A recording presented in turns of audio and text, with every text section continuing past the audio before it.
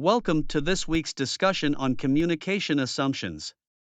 Ever use a word and assume that the person you are speaking with is using that word the same way? We don't often give our word choice a second thought.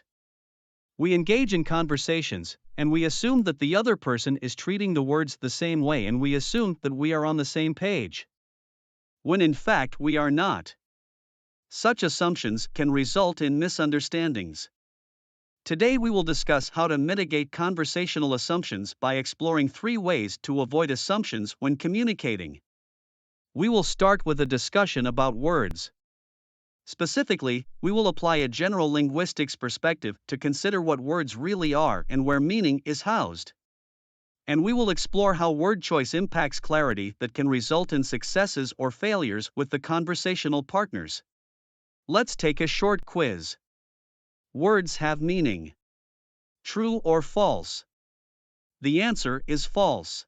The answer is false because language is a collection of words with arbitrary meanings. These words are governed by rules and used to communicate. Essentially, words are a sensory experience. They can be what is seen and or heard and can trigger meanings, but do not contain any meaning. These meanings are in people, not in words. Words represent people, ideas, places, and things. Words are representations, words are symbols. Take the word dog for example, it is not necessarily an actual dog. It can symbolize dogs' varying capacities. A dog can represent man's best friend. It can represent a scary, ferocious beast. It can represent an ex-romantic partner. Words are symbols that can be exceptionally powerful. But words are still just symbols. It is the humans that give these symbols meaning.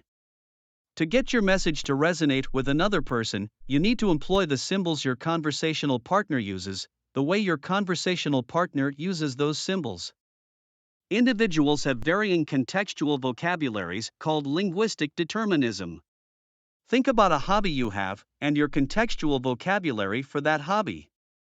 When you talk about your hobby, you probably assess how well your conversational partner knows the hobby based on their relative vocabularies. When we know something well, we usually have more words to distinguish the relevant nuances of it, and so do our conversational partners. Recognizing another's relative vocabulary can give us insights regarding what word choice we have in designing our message. It helps us recognize what word we should use to stimulate our intended or desired meaning in the mind of our conversational partner. Then there are cultural affiliations. Have you ever tried to translate a word from one language to a second language, but found the second language may not have an equivalent? When a culture identifies a specific word, then it is real to the culture has named it. When a culture has many words for the same idea, then at some point in time that word has played a significant role in helping the culture meet some basic survival needs. In other words, the culture found value in distinguishing the nuances of it, naming those nuances, and normalizing the symbolic distinctions of it. Cultures normalizes the management of an issue. Take the management of time, for example. Monochronic cultures teach their members to treat time as if it is real. There is a high value on accomplishing tasks. Keeping to strict time schedules is therefore important to task productivity. Polychronic cultures teach their members to treat time as if it is not that real, at least, not as important as the experience of the moment and the relationship being cultivated in the moment. Polychronic cultures place a high value on nurturing the relationships of the moment with lesser priority to the task. Recognizing another's cultural affiliations in this way can give us insight into how that person might normalize the use of some words as symbols. If a member of a monochronic culture says, "I will meet you for lunch at noon," that person will probably arrive at the destination just before noon. However, if that person has a strong affiliation with a polychronic culture, then a meeting at noon will more likely occur later in the afternoon. So, the next time you find that your ideas are not resonating within your conversation, consider these 3 ways to mitigate conversational assumptions. Point 1. Consider your word choices. Whether you are craving a biscuit in America or a biscuit in the United Kingdom, ensure that your words resonate with your conversational partner.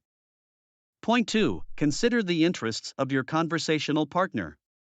For example, if you are a yoga enthusiast talking about various poses, consider whether your conversational partner understands the nuances of the yoga vocabulary before you dive in headstrong into that discussion. Point 3. Consider the cultural affiliations. If you are working with someone from North America, they will likely be monochronic oriented and will keep to precise times, versus someone from India who will likely be polychronic oriented and will likely see timings as a suggestion. Thank you for viewing our session on conversational assumptions. If this session resonated with you, please like this video and subscribe to the Sasquatch Communication channel.